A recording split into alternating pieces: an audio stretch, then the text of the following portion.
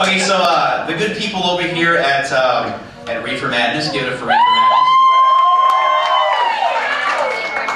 Requested I do the poem that got me fired from Apple Computer. So, I'll tell a story. I was working at Apple Computer on the Canadian phone lines, doing customer service, and they come up with the big annual Apple Computer...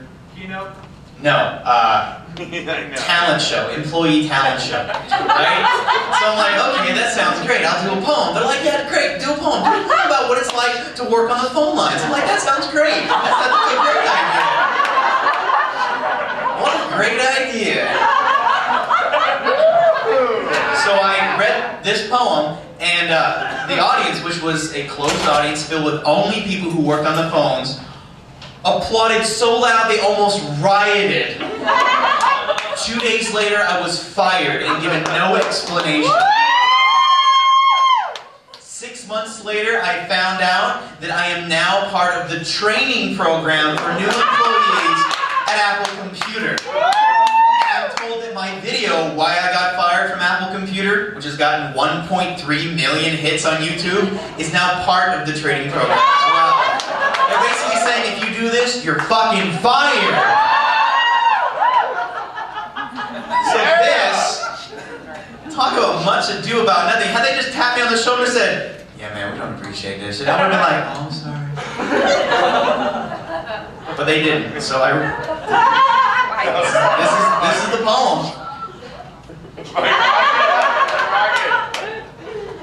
It's called, Oh, Canadian FedEx Lady.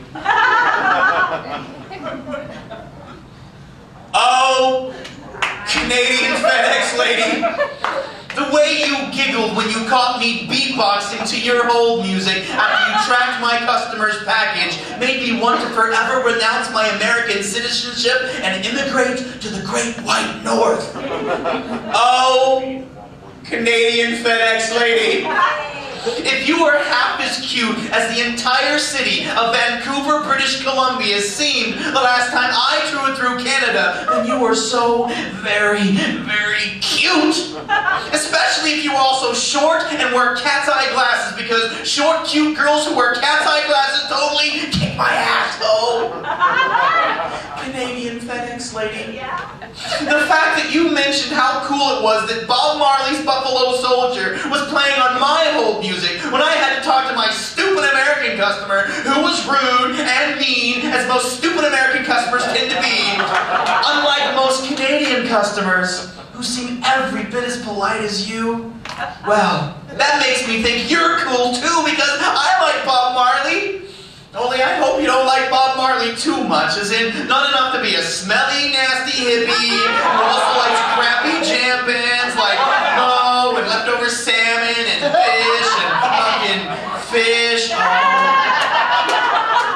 Canadian FedEx Lady. I love that you said Z for the last letter in the alphabet. And I loved how you ended most of your questions with eh. Yeah. And I loved that you asked me for my customer's postal code, then giggled and apologized and said, oh, duh, you guys say zip code, eh? And I imagine when you said that, you shyly tucked your long hair behind your ear and rolled your big anime eyes. And I bet those eyes were as blue as the Great Hudson Bay, only deeper and warm. Or better yet, green as Calgary bluegrass in the summertime, only they wouldn't make me sneeze, or hazel.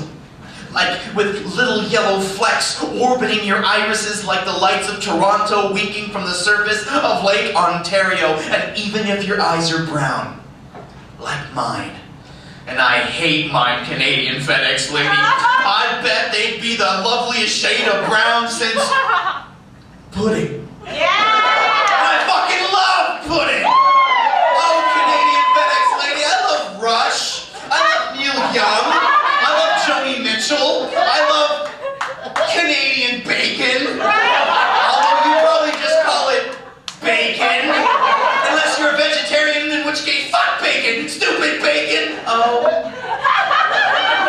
Canadian FedEx Lady. I wish I had given giving you my website so you can check out my poetry and see that I'm witty and I am charming and I have tremendous taste in books, movies, and music. And we could have used your employee discount to send each other mix CDs for free that would have made us fall crazy in love with each other. And the next time I was in Canada, we would have met in a cafe and gazed lovingly into each other's pudding brown eyes as fish played over the coffee house stereo system.